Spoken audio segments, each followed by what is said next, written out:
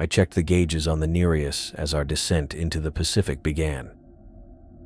The digital readouts showed all systems operating normally, hull integrity at 100%, oxygen levels stable, power reserves full. Everything looked good, exactly what I wanted to see at the start of a dive. "Starting our drop to 2,000 meters, I said, keeping my voice steady as I eased the vessel downward. "How's everyone doing?" This job paid 3 times my old Navy salary, which made the risk worth it. My oldest, Jamie, had just started her 3rd year at UCLA, and my son would be following her to college next fall. Their mother had made it clear I'd be covering tuition, so here I was, taking private salvage contracts that paid more than my military pension ever would. "Depth at 200 meters and descending," Ryder called out from his station.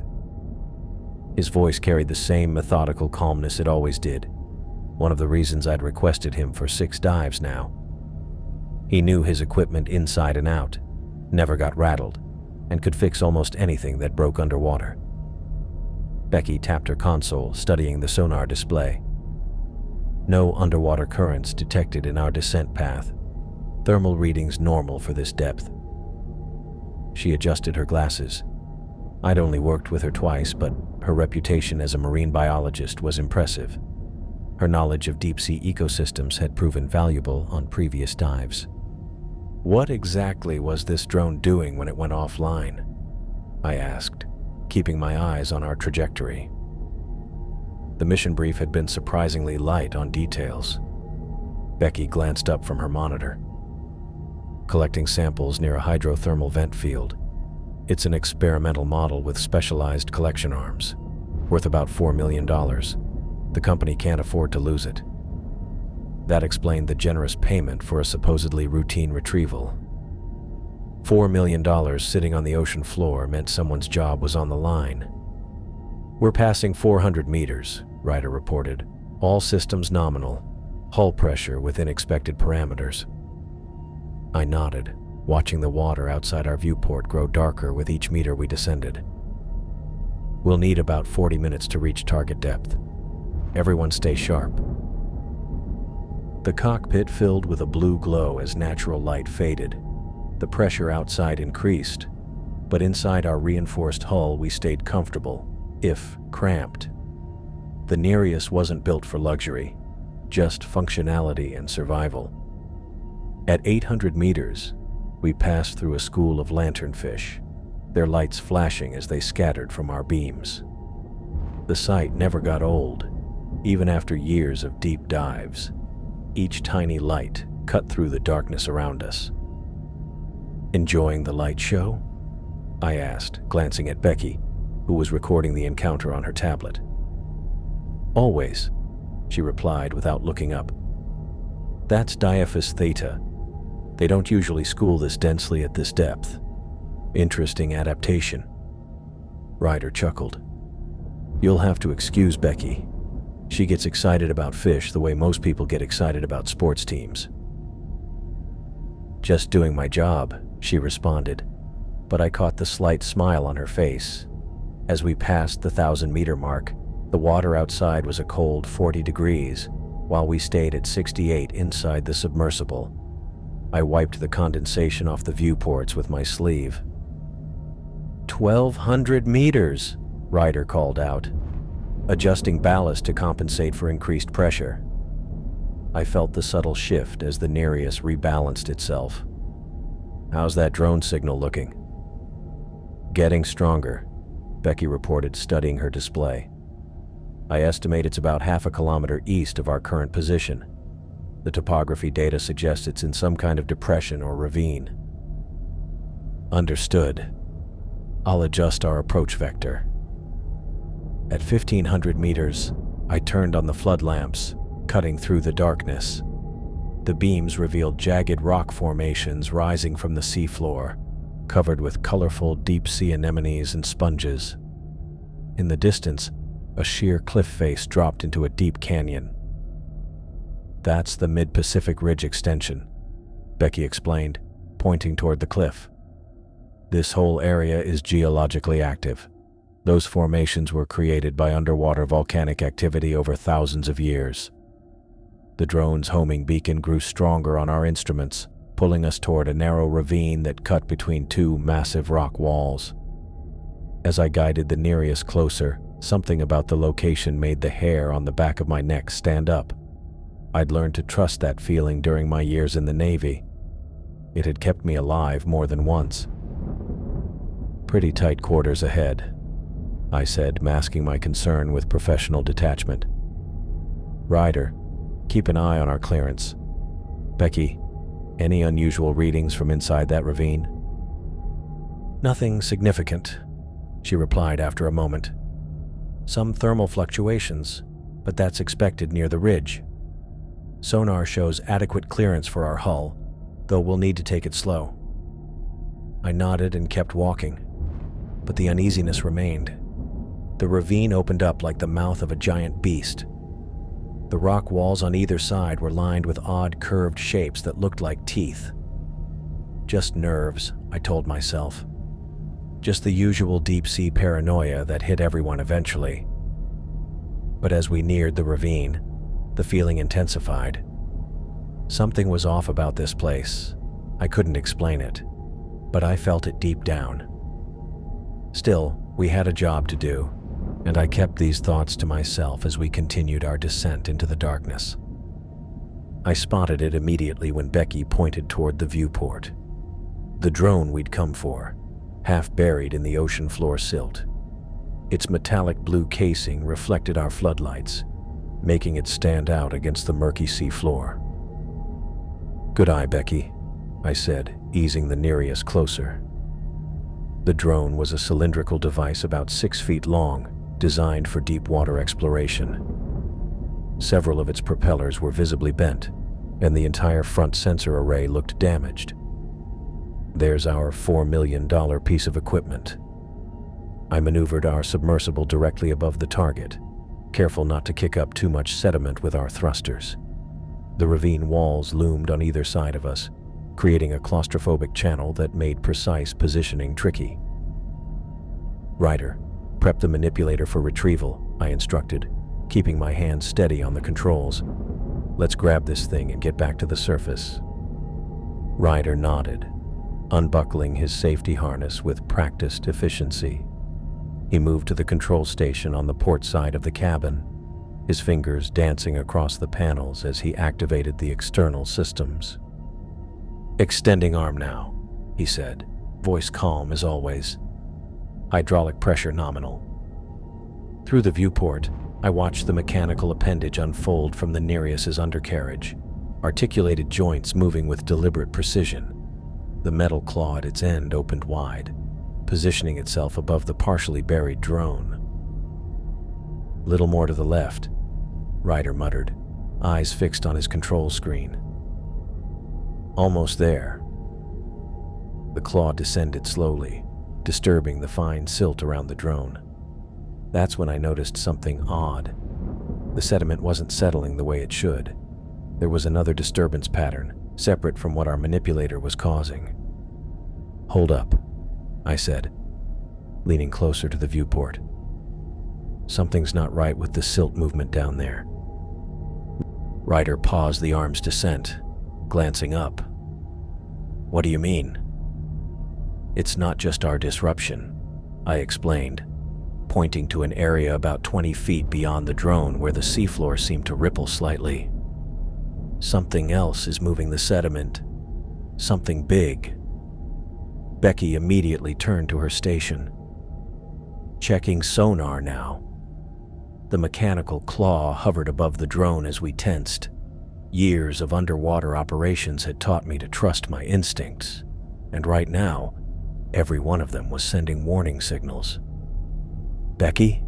I prompted, not taking my eyes off the viewport. Her voice was tight with concern. "I'm picking up a large mass approaching fast from the eastern ravine. It's..." She paused, adjusting her console. "Eddie, this can't be right. Whatever this is, it's too big to be any normal predator in these waters." Just as the words left her mouth, I saw it. a massive shape at the edge of our flood lamps. I could only make out its outline, but that was enough to send ice through my veins.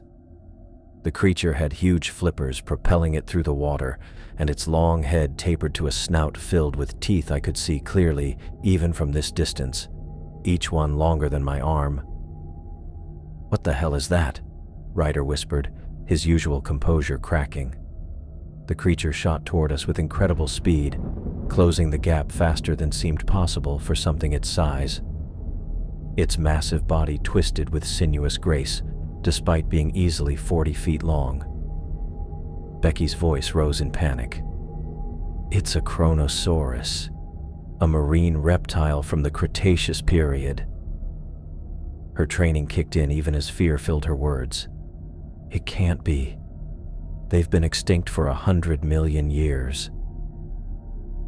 I didn't waste time questioning how a prehistoric monster could be alive in these depths. I released the drone immediately, letting it drop back to the seafloor as I slammed my hand onto the emergency thruster controls. "Brace yourselves," I shouted, firing the high-powered backup engines designed for rapid maneuvers. But even as the Nereus lurched upward, I knew with sickening certainty that we'd reacted too late.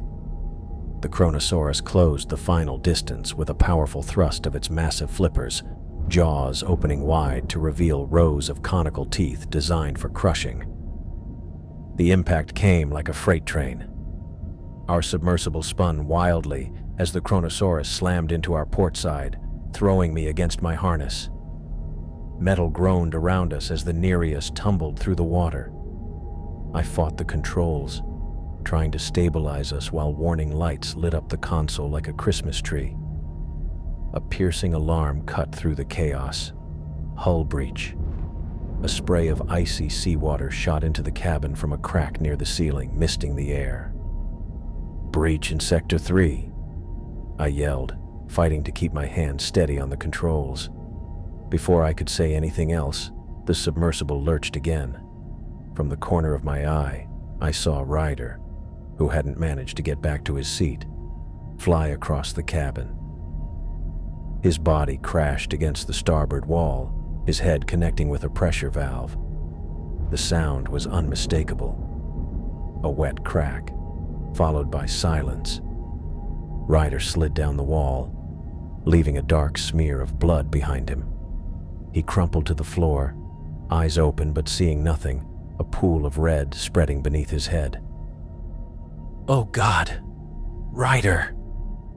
Becky unbuckled herself, scrambling toward the storage compartment. "I'm getting the first aid kit."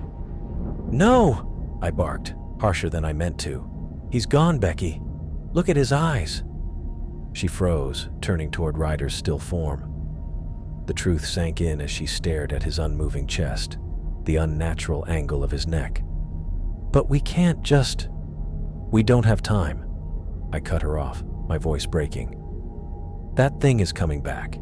Get in your seat now." I looked through the viewport at the water. The floodlights illuminated the massive shape circling about 50 yards out. The Kronosaurus moved smoothly, its flippers pushing it through the water as it prepared for another attack. "It can't be real," Becky whispered, buckling herself in with shaking hands. "It's impossible." "Real enough to kill Ryder," I said, watching the creature circle for another attack. "That thing is at least 15 meters long. Those jaws could crush us." I pushed the throttle forward, feeling the engines strain. Bubbles and dark fluid, hydraulic fluid, streamed past our viewport. The Nereus shuddered, wounded but still moving. "Where are we going?" Becky asked, wiping water from her face as another spray shot from the ceiling breach. I banked hard to the right, toward a series of narrow underwater canyons I'd spotted on our approach. "Those ravines. We can't outrun this thing in open water. It's too fast, too powerful." The creature sensed us and changed direction, slicing through the water with alarming speed. Its eyes followed us, revealing a sharp intelligence in every move. "The canyons are our only shot," I said, pushing the engines harder. If we can get into the tight spaces, maybe it can't follow. Too big. The readouts showed damage to several systems. Water sprayed into the cabin as the breach widened. Every indicator light on the main console flashed red or amber. Nothing was working. Eddie, the oxygen recycler is failing, Becky reported, her voice steadier now, professional training kicking in despite the horror. And we're losing pressure in the ballast tanks. I felt the main propulsion system starting to give out, a subtle vibration becoming a violent shudder. The submersible lurched forward unevenly, no longer responding properly to the controls. We were leaving a trail behind us. Bubbles, fluid, debris. Easy for the predator to follow. The first canyon entrance loomed ahead, a narrow crack between two towering underwater cliffs. Behind us, the Kronosaurus closed the distance with powerful strokes of its flippers, jaws opening to reveal rows of conical teeth. "Hold on!" I yelled, wrestling with the controls. The Nereus struggled forward, its damaged systems protesting every command. We were bleeding speed, the engines failing more with each second. I pushed them anyway, ignoring the warning indicators. The ravine was our only hope. The gap between us and the ancient predator narrowed. Every gauge and system showed critical failure approaching. All I could do was keep us moving forward, fighting to maintain what little speed we had left as the monster bore down on us. I gripped the controls, white-knuckled as we entered the first canyon. The Nereus juddered and fought against my commands, but I'd flown worse in my Navy days. This submersible might be damaged, but it was still responsive enough. I banked hard to port, narrowly missing a jagged rock formation that would have torn through our already compromised hull. "We're going to make it," I said, more to myself than to Becky. The canyon walls loomed on either side, barely visible in our floodlights. I navigated through the tight passage, each turn demanding my full attention. The bulkhead behind me leaked, water pooling at my feet, but I had to push that aside. Ryder's body lay in the corner of the cabin, leaving a dark streak on the floor. I forced myself to focus on the next turn. "Eddie, I think we're losing it," Becky called out, her voice strained as she monitored her station. "It can't follow us through these passages. Too big." I checked the rear cameras. The massive prehistoric creature thrashed at the entrance to the canyon, too large to squeeze through the narrow gap. Its frustration was visible in how it smashed its body against the rock walls, sending clouds of silt billowing through the water. "Good," I muttered, easing the Nereus around another bend. "Let's put more distance between us." The submersible scraped against the canyon wall, making a loud noise in the cabin. I winced, but kept moving, pushing through the underwater maze. Each turn required careful calculation. Too wide and we'd crash into rock. Too tight and we'd lose speed. Becky monitored the sonar display, fingers moving quickly over her console. "There's a thermal vent field about half a kilometer ahead," she said, her voice steady. "But Eddie, hull integrity is below 30%. We're taking on water in 3 sections." I glanced down at my boots. The water had risen to my ankles. "How bad?" "Bad enough," she said, adjusting her glasses which had slipped down her nose. "At this rate, we've got maybe 20 minutes before critical systems start shorting out from water damage." I took in this information as I moved through a narrow section of canyon, the walls close enough to see the rock texture outside the viewport. We entered a wider channel, giving me a moment to think. "We can't surface," I said finally. "Not with this damage. We'd break apart halfway up." "And that thing is still out there," Becky added quietly. "Yeah." I checked our depth. We were still at over 1,000 meters. Even if we could somehow limp to the surface, the Kronosaurus would catch us in open water. "We need to find somewhere to set down," maybe call for emergency extraction. A warning light flashed on my console.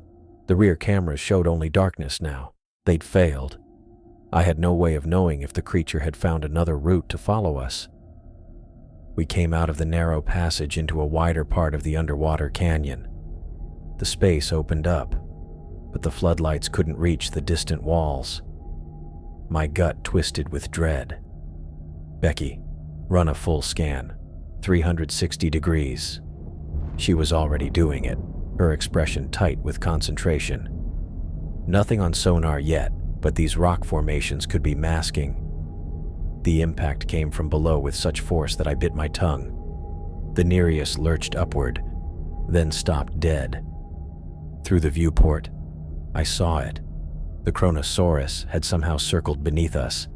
Its massive jaws clamped onto the lower section of the submersible, directly into the compartment housing the manipulator controls. Metal shrieked. The entire vessel shuddered violently. I fought with the controls, trying to break free, but the creature's grip was unbreakable. It thrashed its head from side to side, treating the Nereus like a dog with a chew toy. "Becky, hold on to something," I shouted, but it was too late. The violence of the attack tore her from her seat despite her harness. I watched in horror as she hit the ceiling hard, then crashed down onto her control panel when the creature suddenly changed direction. Her head struck the metal edge with a sickening crack. The Kronosaurus gave one final powerful shake, then released us. The Nereus spun wildly. I fought to stabilize it, alarms blaring from every console. When I finally regained some control, I looked over at Becky. She was sprawled across her station, her neck bent at an angle that made my stomach turn. Her eyes were open but unseeing. "Becky!" I called out, reaching toward her, though she was too far away to touch. No response, no movement, no rise and fall of her chest. I was alone now, both my crew members dead. The reality of it hit me like a physical blow, but I couldn't afford to process it. Not yet, not if I wanted to survive. Water was now pouring in from multiple breaches. The control panel flashed with warnings. Oxygen levels dropping, hull integrity critical, engine failure imminent. I pulled back on the throttle, trying to coax more power from the failing systems. Through the viewport, I spotted something in the distance. A field of black smokers, hydrothermal vents releasing superheated water into the ocean. Dark clouds rose, illuminated by the glow of molten material from the Earth's crust. The vent field stretched ahead, a harsh underwater landscape of boiling water and toxic minerals. Normally, we'd avoid such a dangerous area, but these weren't normal circumstances, and I was running out of options. I frantically scanned the console display, trying to make sense of the cascade of warning lights. The Nereus was dying around me. Water seeped in from multiple hull breaches, pooling at my feet. The overhead lights flickered, casting erratic shadows across the cabin. Both Ryder and Becky were dead. Ryder's body still lay crumpled in the corner where he'd fallen. Blood spreading beneath him like an accusing finger pointed my way. Becky had never regained consciousness after hitting her head on the control panel. I checked her pulse minutes ago, finding nothing. I was completely alone 2,000 meters below the surface in a failing submersible. "Think, Eddie, think," I muttered, wiping spray from my face as another seal gave way somewhere overhead. The life support readout showed oxygen levels at 23% and dropping. Hull integrity hovered at critical levels. Main propulsion was offline, with auxiliary power reserves down to 18%. At this rate, I had maybe 30 minutes before total systems failure. But the manipulator arm control station still glowed green, indicating at least partial functionality. I stared at it, a half-formed idea taking shape. During our mission briefing, Captain Torres warned us about this area. The hydrothermal vent field nearby rested on an unstable underwater plateau of volcanic rock that had been weakening for decades. The pressure from the vents had created a geological time bomb. I looked back at my dead colleagues. Becky still sat buckled in her chair, head slumped forward, dark hair falling across her face. She'd been so excited about this dive, pointing out species as we descended. And Ryder, reliable, steady Ryder, who'd worked with me on 6 previous missions without incident. "I'm going to get us out of here," I promised them, though they couldn't hear me. The guilt hit me like a physical blow. I was their team leader. I should have turned back the moment we spotted that creature. Instead, I'd pushed forward, convinced we could retrieve that drone and collect our payday. Now they were dead because of my decision. But guilt wouldn't get me to the surface. Survival required action. I pulled up the navigation charts on the secondary screen, studying the underwater terrain around the vents. The largest vent, a black smoker, rose from the seafloor about 50 meters to my left. It spewed superheated water that would instantly cook anything that touched it. Several smaller vents created a minefield of thermal columns around it. The structural weakness appeared to center around the largest vent, where years of heat and pressure had worn away at the supporting rock.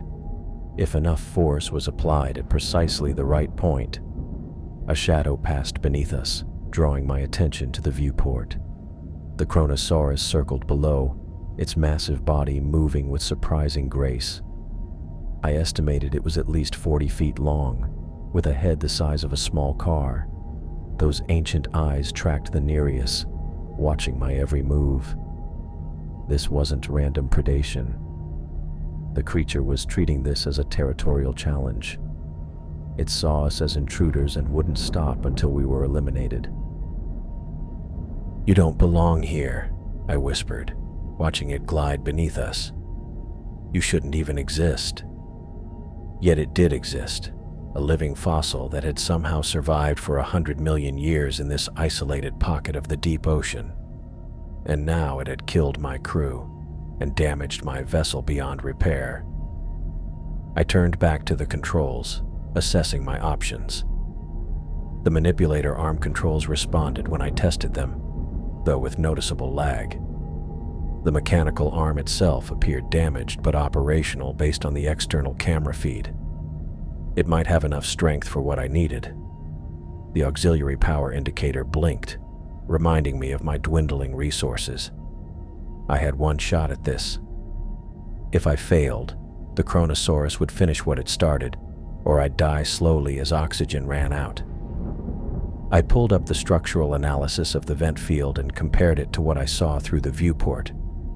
The largest vent had a boulder near its base that seemed to stabilize that section of the rock shelf. If I could dislodge it with the manipulator arm, the collapse might distract or trap the creature. Through the viewport, I saw the Kronosaurus changing its pattern, swimming tighter circles around the Nereus. It was preparing for another attack. The emergency thrusters showed minimal power, just enough for one quick burst. Not enough to reach the surface, but maybe enough to get clear of a collapsing vent field. I accessed the manipulator arm control station, running a quick diagnostic. The arm responded with a 62% functionality rating, damaged, but usable. The emergency thrusters showed ready, but at low power. Carefully, I began to maneuver the Nereus closer to the largest vent, keeping one eye on the circling predator. The submersible shuddered as I nursed the remaining power from the auxiliary engines. Warning lights continued to flash across the console, but I tuned them out, focusing only on what mattered for the next few minutes. I planned to position the submersible above the vent, use the manipulator arm to dislodge the boulder, trigger the collapse, and fire the emergency thrusters to escape. Hopefully, the Kronosaurus would be caught in the collapse or the eruption of superheated water that followed. It was a desperate plan with slim chances of success. But in my current situation, slim chances were better than none. I gripped the controls tightly as I eased the Nereus into position, preparing for the one desperate maneuver that might either save my life or end it completely. I steered the crippled Nereus closer to the hydrothermal vents, watching as the black smokers shot jets of superheated water into the surrounding ocean. The dark plumes billowed upward like underwater chimneys, creating swirling currents that buffeted against our already damaged hull. Each movement of the controls felt sluggish, resistant, as though the submersible itself was telling me this was a bad idea.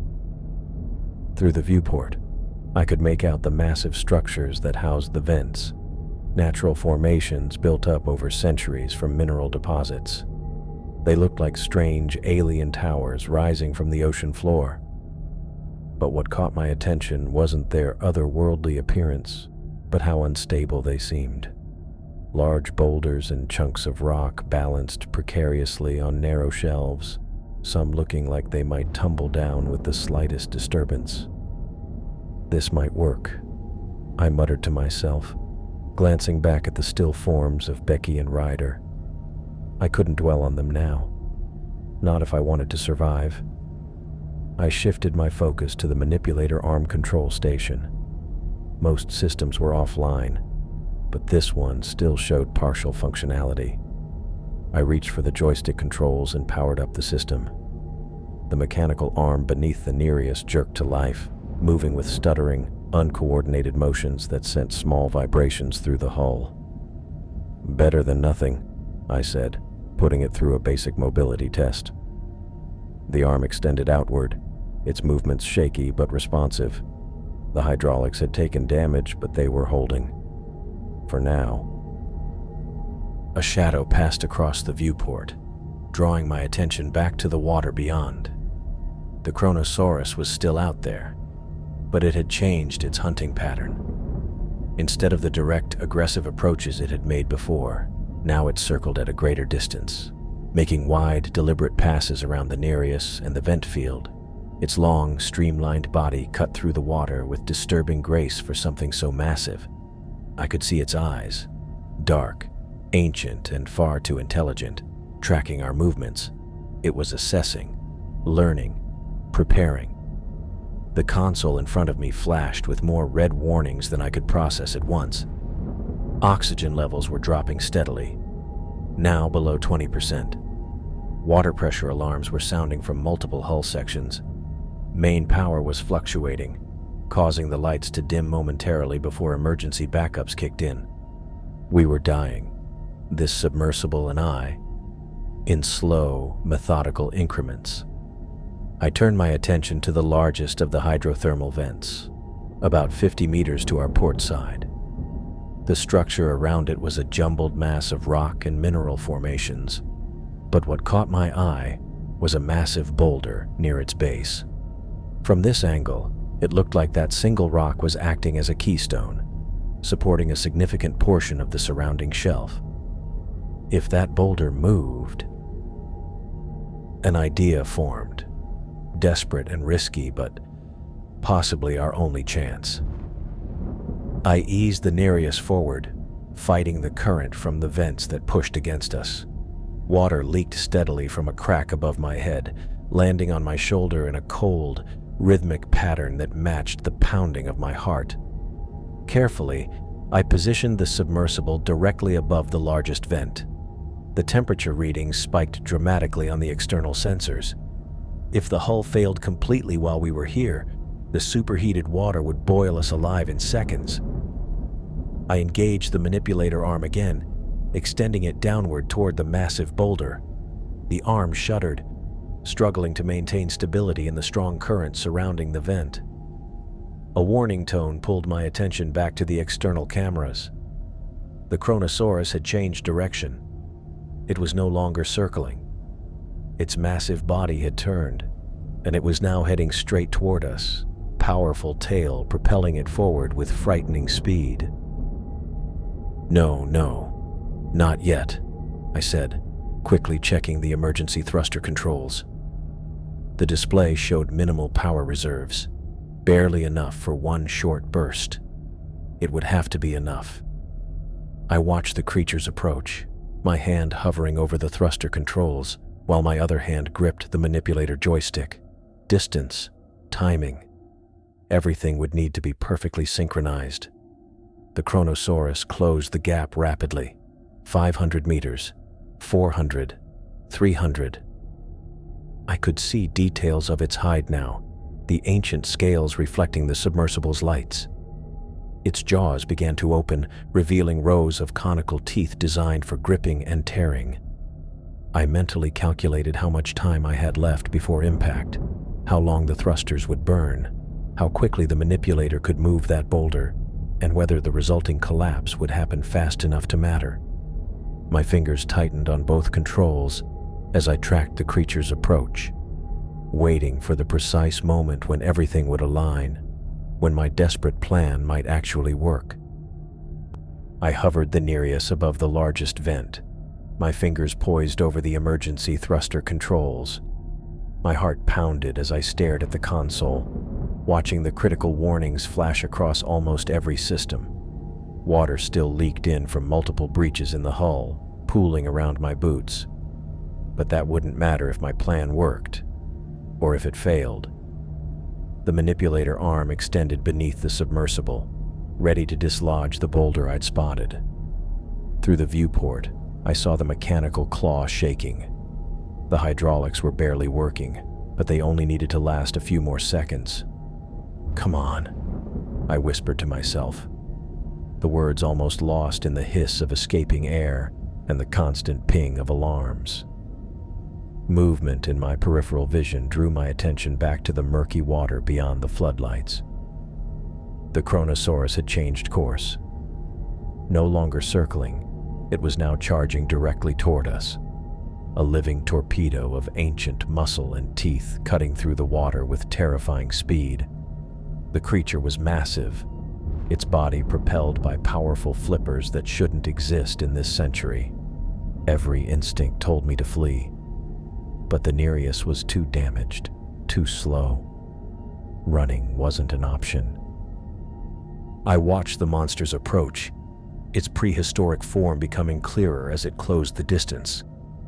Its elongated head housed rows of conical teeth that could tear through the submersible's hull like paper. Eyes that shouldn't exist anymore fixed on the Nereus with predatory focus. I started counting down the meters in my head as it approached. 300 meters. The creature moved steadily, a deadly predator from the Cretaceous period. 200 meters. I could see the powerful muscles rippling under its skin as it pumped its flippers. 100 meters. I tightened my grip on the controls, my palms slick with sweat. The plan had to work. If it didn't, I'd join Becky and Ryder soon enough. At 50 meters, with the creature's massive jaws opening wide enough to swallow the front section of the Nereus, I made my move. I fired the emergency thrusters and simultaneously drove the manipulator arm deep into the seafloor beside the vent. The submersible lurched upward from the thrust, fighting against its own damaged systems. The manipulator arm dug into the silt, metal fingers closing around the massive boulder. Warnings flashed across the control panel as the hydraulics strained against their limits. I pushed the arm to its maximum extension, feeling the entire submersible shake with the effort. The boulder shifted, then rolled, just as I'd hoped. The effect was immediate and catastrophic. The unstable shelf gave way in a chain reaction of falling rock. Boulders tumbled down, creating a widening collapse that spread outward from the vent like a stone avalanche. The vent erupted with a massive plume of superheated water. The water was black with minerals, then clouded with silt, rising with such force that I could see the current pushing against the Nereus. The Chronosaurus was too close, moving too fast to change direction. I pressed my face to the viewport, transfixed by what was happening. The prehistoric predator plunged directly into the collapsing seafloor and the scalding water blast. The creature's body contorted in what could only be pain as superheated water enveloped it. Its massive form twisted and thrashed as tons of rock crashed down around it. Its powerful flippers beat against the water, trying to propel it away from the danger. But more rocks continued to fall, pinning it down. A sound unlike anything I'd ever heard underwater filled the cabin, a scream that vibrated through the water, resonating in my chest. The Nereus shuddered, adding to the blaring alarms. The viewing screen showed temperature readings around the vent spiking well above what any living creature could survive. The Kronosaurus continued to thrash against the rocks that trapped it, but its movements were becoming less coordinated, its body partially buried under the collapsed shelf. I realized I was gripping the controls so tightly that my knuckles were white. I forced myself to loosen my hold as I watched the creature that had killed my crew being crushed in the superheated water. A creature that had survived since the time of the dinosaurs was finally meeting its end because of human technology. The vibrations from the collapse traveled through the water, hitting the Nereus in powerful waves. Warning lights flashed across the console as new breaches formed in the already compromised hull. The submersible shook violently, throwing me against the control panel. I slammed hard against the controls as the shockwave rippled through the water and hit the Nereus. My head smacked the metal panel, and I tasted blood in my mouth. For a moment, I couldn't see straight as the submersible rocked violently. A sickening mechanical groan filled the cabin as the last engine gave out.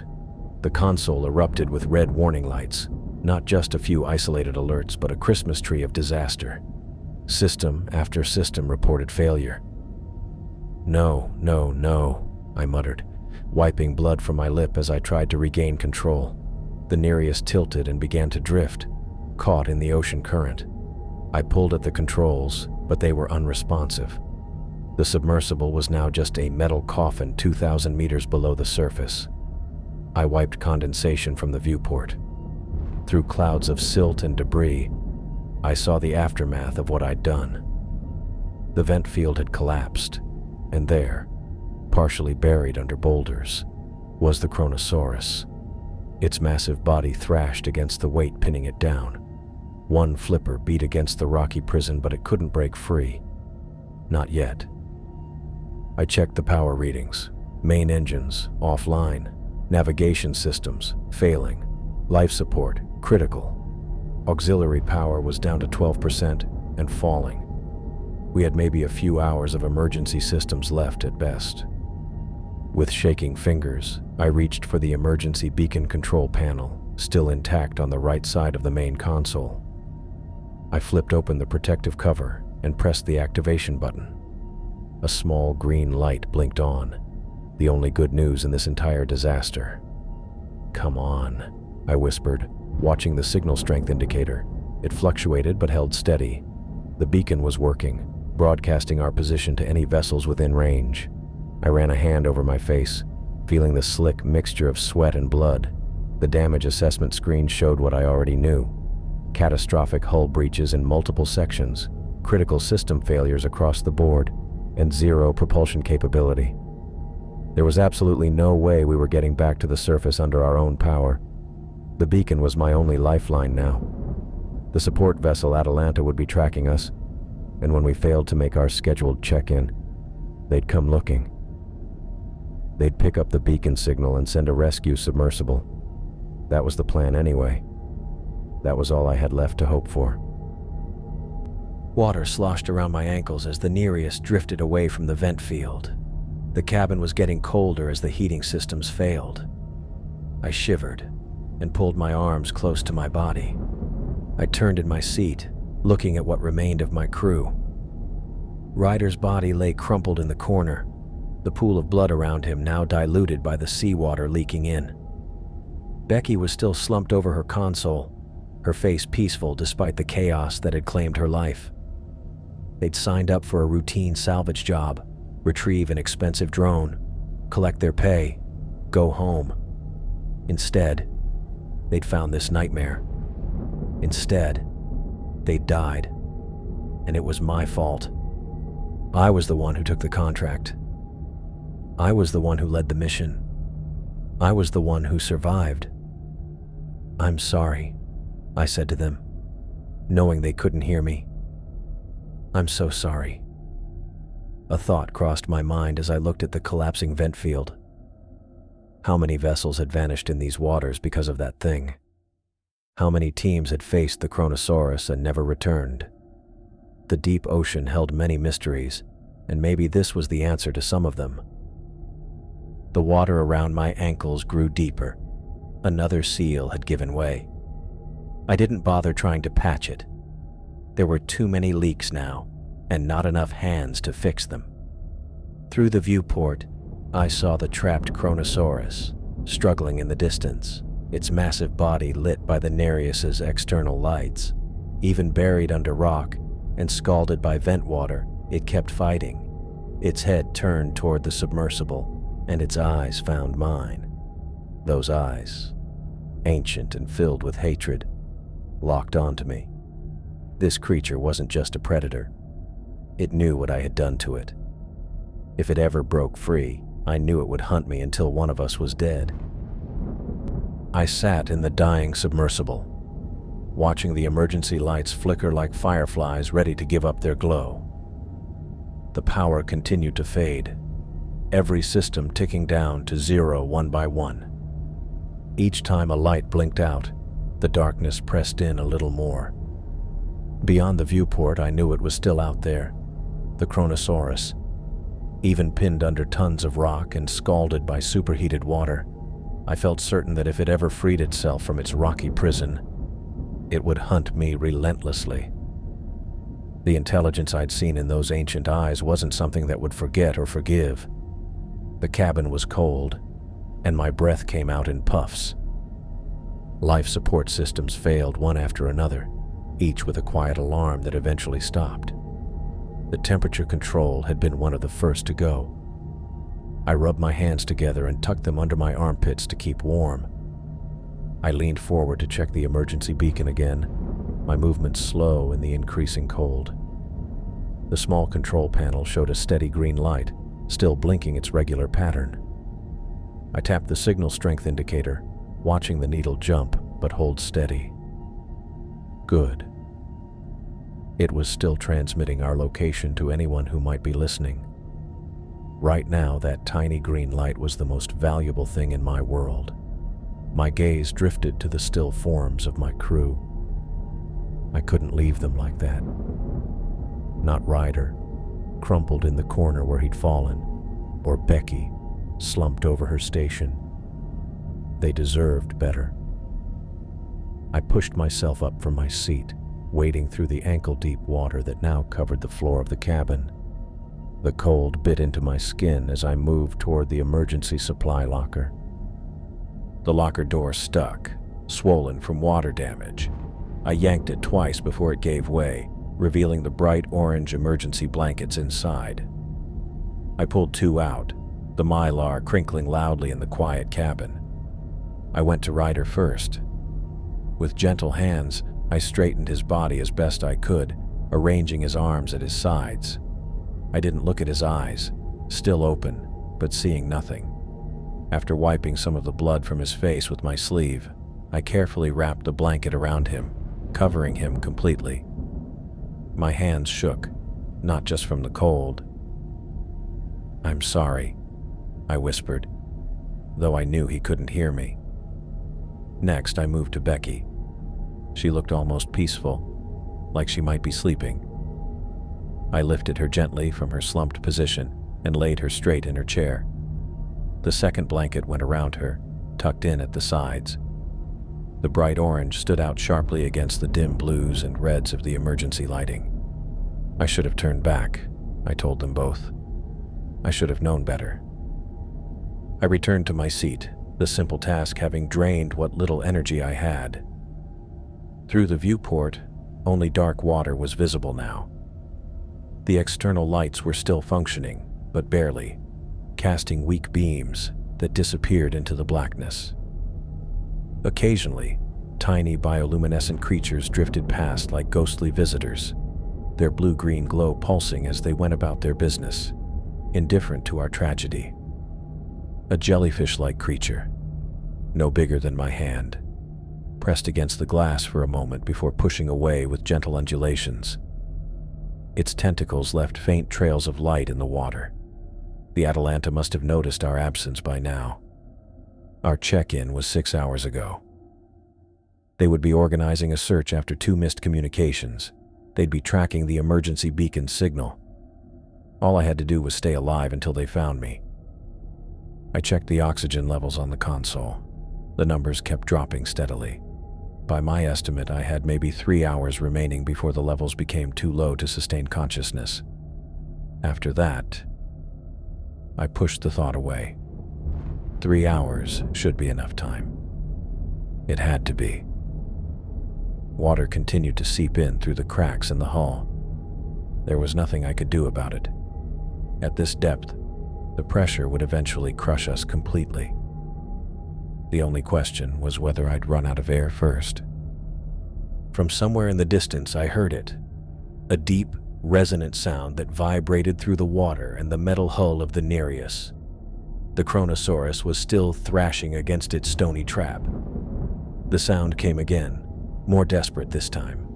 I imagined its massive body twisting, those powerful jaws snapping as it fought to free itself. "Stay where you are," I muttered. Time passed strangely in the cold, dark cabin. I drifted in and out of awareness, my thoughts growing fuzzy as the oxygen levels continued to drop. The water around my feet had risen to mid-calf, but I couldn't feel my feet anymore. The cold had numbed them completely. I thought of Jamie at UCLA, studying marine biology like Becky had. What would she think when she learned what had happened? And my son, following her to college next year. Would they understand why I'd taken this job? Why I'd risked so much for a paycheck? The money seemed meaningless now. The thrashing sounds from the Kronosaurus grew less frequent and weaker. Maybe it was weakening, or maybe it was saving its energy for one last attempt to escape. I jerked awake from a half-sleep. Something had changed. A light, not from the Nereus, pierced the darkness outside. I blinked, trying to clear my vision. Was I hallucinating? No. There it was again, stronger this time. A beam of white light cutting through the black water. I pressed my face against the viewport, ignoring the cold of the glass against my skin. The light grew brighter, split into 2 beams, then 4. A shape took form behind the lights, the sleek outline of a rescue submersible. "They found us," I whispered, my voice cracking. The rescue sub maneuvered closer, its lights illuminating the broken form of the Nereus. I could see people inside their craft, pointing and gesturing. One of them spotted me through the viewport and raised a hand in acknowledgement. I raised mine back, a wave that took more effort than it should have. As they drew near, I wondered if anyone would believe my story. A living Kronosaurus, a creature that should have been extinct for millions of years, was hunting us in the depths. Would they think I had hallucinated from lack of oxygen, or that the pressure had driven me mad? Would they even find evidence of the creature, or had the collapsed vent buried it completely? I had become the sole survivor of an encounter with a living fossil, a nightmare from Earth's prehistoric past. The thought left me feeling strangely isolated, as if I'd returned from a journey to another time. The rescue sub positioned itself alongside the Nereus. Through the viewport, I watched as divers exited their vessel and swam toward us, carrying equipment. They attached bright yellow cables to strategic points on the Nereus's hull, preparing to tow us up. One diver approached my viewport and placed a gloved hand against the glass. I pressed my palm to match theirs, separated by inches of transparent barrier. The simple human connection brought tears to my eyes.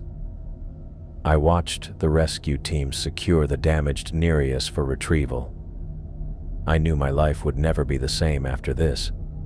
I had seen something impossible, lost my crew, and survived against the odds. Whatever came next, debriefings, investigations, Nothing would change what I had witnessed in those depths. The lights from the rescue sub fully illuminated the cabin now, casting the wrapped forms of Becky and Ryder in stark relief. I would have to account for their deaths, explain to their families what had happened. The truth would sound like madness, but I owed them that much at least. A metallic tapping came from the hull, the divers signaling they were ready to begin the ascent. I raised my hand in acknowledgement, though I wasn't sure they could see me. The Nereus shifted slightly as tension was applied to the cables. We were going home, going.